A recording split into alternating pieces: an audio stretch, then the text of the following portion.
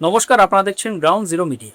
4 বছর আগে যে ভাঙন মহারাষ্ট্রের রাজনীতিকে পুরো বদলে দিয়েছিল, সেই ভাঙন কি এবার জোড়া লাগতে চলেছে?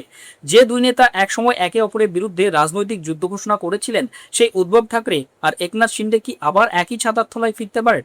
মহারাষ্ট্রের রাজনীতিতে এখন সবচেয়ে বড় প্রশ্ন এটাই। কারণ আচমকাই দুই শিবিরের নেতাদের মুখে শোনা যাচ্ছে এক হওয়ার কথা। ফলে প্রশ্ন উঠছে, রাজনীতি ময়দানে কি আবার নতুন কোনো বড় সমীকরণ তৈরি হতে চলেছে? আর এই পুরো জল্পনা শুরু শিবসেনা ইউবিটি নেতা অম্বাদাস দানবে এবং শিন্ডে গোষ্ঠীর নেতা আব্দুল সাত্তারের মন্তব্য ঘিরে। যখন দানবেকে প্রশ্ন করা হয়েছিল দুই শিবসেনা কি আবারও এক হতে পারে, তখন তিনি সরাসরি বলেন, অনেক সময় আমারও তাই মনে হয়, কিন্তু শুধু আমি চাইলে তো আর হবে না। এই একটা মন্তব্যই রাজনৈতিক মহলে আলোড়ন ফেলে দিয়েছে। কারণ এতদিন পর্যন্ত দুই পক্ষের সম্পর্ক ছিল প্রকাশ্যে সংঘাতের। আদালত, নির্বাচন কমিশন, প্রতীক, দলীয় নাম সবকিছু নিয়েই যুদ্ধ চলেছে। কিন্তু এখন প্রথমবার প্রকাশ্যে একতার ইঙ্গিত আসছে। অন্যদিকে আব্দুল সাত্তারও এক ধাপ এগিয়ে বলেছেন, এখনই এক হওয়ার সঠিক সময়। অর্থাৎ দুই দিক থেকে এমন বার্তা আসছে যা স্পষ্টভাবে নতুন রাজনৈতিক সম্ভাবনার দিকে ইশারা করছে। এবার একটু পিছনে ফিরে তাকাতে হবে। 2022 সালে একনাথ শিন্ডের বিদ্রোহ শুধু একটি দল ভাঙেনি, পুরো মহারাষ্ট্র রাজনীতির ক্ষমতার অঙ্ক বদলে দিয়েছে। উদ্ধব ঠাকরের নেতৃত্বে থাকা অবিভক্ত শিবসেনা রাতারাতি দুই ভাগে ভাগ হয়ে যায়। একদিকে উদ্ধব ঠাকরের শিবসেনা ইউবিটি, অন্যদিকে শিন্ডের নেতৃত্বাধীন শিবসেনা। তারপর শুরু হয় দীর্ঘ রাজনৈতিক ও আইনি লড়াই। কে আসল শিবসেনা? কার হাতে থাকবে দলীয় প্রতীক? কারা বালাসাহেব ঠাকরের রাজনৈতিক উত্তরাধিকার বহন করবে? এই প্রশ্নগুলোই গত কয়েক বছর ধরে মহারাষ্ট্র রাজনীতির কেন্দ্রে ছিল। অথচ আজ সেই দুই শিবিরের নেতারাই আবার এক হওয়ার কথা বলছেন। আর এখানেই রাজনীতির নাটকীয় মোড়। কিন্তু হঠাৎ করে কেন এই পরিবর্তন? কেন এখনই ঐক্যের কথা উঠছে? এর উত্তর লুকিয়ে আছে বিজেপির ক্রমবর্ধমান শক্তির মধ্যে। অম্বাদাস দানবের অভিযোগ, বিজেপির শক্তি যেভাবে বাড়ছে তার প্রভাব পড়ছে শরিক দলগুলোর উপর। সেগুলি ধীরে ধীরে দুর্বল হয়ে যাচ্ছে। তার কথায় বড় মাছ ছোট মাছকে গিলে ফেলে।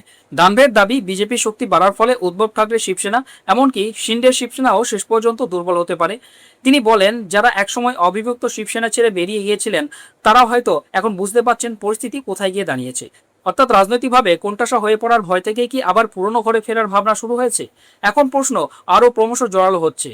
আরও গুরুত্বপূর্ণ বিষয় হলো, শিন্ডে গোষ্ঠীর নেতা আব্দুল সাত্তারও কার্যত একই ইঙ্গিত দিয়েছেন। তিনি বলেন, যদি আমাদের বড় ভাই আমাদের শেষ করে দেয়, তাহলে এক হওয়ার কথা বললে ভুল কোথায়?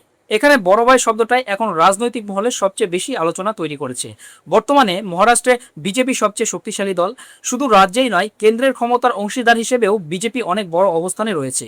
ফলে শিন্ডে শিবসেনার মধ্যেও কি একই আশঙ্কা তৈরি হচ্ছে যে ভবিষ্যতে তাদের রাজনৈতিক অস্তিত্বই সংকটে পড়তে পারে? যদি সত্যি সেটা হয়, তাহলে দুই শিবসেনার পুনর্মিলনের আলোচনা আর নিছক গুজব নয়, বরং সেটা রাজনৈতিক বেঁচে থাকার লড়াই হিসেবেও দেখা যেতে পারে। এই পুরো বিতর্কের পিছনে আর একটা বাস্তব ছবিও রয়েছে। একসময় যে ঔরঙ্গাবাদ, অর্থাৎ বর্তমান ছত্রপতি সম্ভাজিনগর ছিল অবিভক্ত শিবসেনার সপ্তঘাঁটি, সেখানে এখন বিজেপির দখল ক্রমশ বাড়ছে। স্থানীয় পৌরসভা থেকে জেলা পরিষদ, অনেক জায়গাতেই এখন বিজেপি প্রভাব স্পষ্ট। অম্বাদাস দানবে উদাহরণ দিয়ে বলেছেন, যেসব আসনে গত 25 থেকে 30 বছর ধরে শিবসেনা লড়ছে, সেখানেও এখন বিজেপি নিজেদের প্রার্থী দিচ্ছে। অর্থাৎ জোটের ভিতরে সমীকরণও বদলে যাচ্ছে। আর এই পরিবর্তনই হয়তো দুই গোষ্ঠীকে নতুন করে ভাবতে বাধ্য করছে। কারণ যদি আলাদা আলাদা লড়াই করতে গিয়ে দুই পক্ষই দুর্বল হয়ে পড়ে, তাহলে শেষ পর্যন্ত লাভটা কার হবে? রাজনৈতিক মহলের বড় অংশের মতে সেই লাভ বিজেপির ঝুলিতেই যাবে। তবে এখনো পর্যন্ত উদ্ধব ঠাকরে বা একনাথ শিন্ডে কেউই প্রকাশ্যে পুনর্মিলনের ঘোষণা করেননি। কোনো আনুষ্ঠানিক বৈঠক বা আলোচনা শুরু হয়েছে বলেও নিশ্চিতভাবে জানা যায়নি। কিন্তু রাজনীতিতে অনেক বড় পরিবর্তনের শুরু হয় ইঙ্গিত থেকে। আর এখন সেই ইঙ্গিত দুই শিবিরের নেতাদের মুখ থেকেই বেরিয়ে আসছে। ফলে প্রশ্নটা আর শুধু জল্পনার মধ্যে সীমাবদ্ধ নেই। 4 বছর আগের যে সংঘর্ষ শিবসেনাকে দুই টুকরো করে দিয়েছিল, মহারাষ্ট্রের বদলে যাওয়া রাজনৈতিক বাস্তবতা কি সেই শিবসেনাকে আবার এক করবে?